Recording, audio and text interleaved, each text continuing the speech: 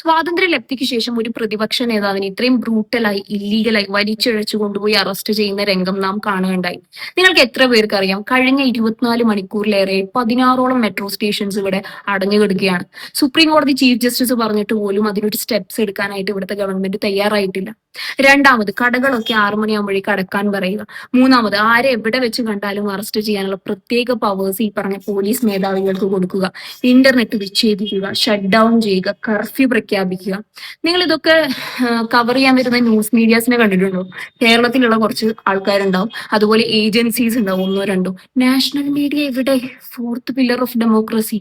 ഒരു അപ്രഖ്യാപിത സെൻസർഷിപ്പിലൂടെയാണ് ഈ രാജ്യം കടന്നു പോകുന്നത്, നിങ്ങൾക്കറിയോ?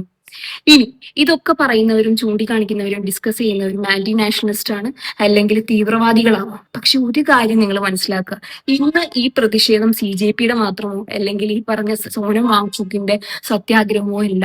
അതിനപ്പുറം അനീതിക്കെതിരെ, ഏകാധിപത്യത്തിനെതിരെ, സ്വജാധിപത്യത്തിനെതിരെ, അതുപോലെ തന്നെ അഴിമതിക്കെതിരെ ജനാധിപത്യം ഉയർത്തിപ്പിടിക്കുന്ന, ഇന്ത്യയിൽ വിശ്വാസം അർപ്പിച്ചിട്ടുള്ള ലക്ഷക്കണക്കിന് ആളുകളുടെ ഒരു പ്രതിഷേധമാണ്.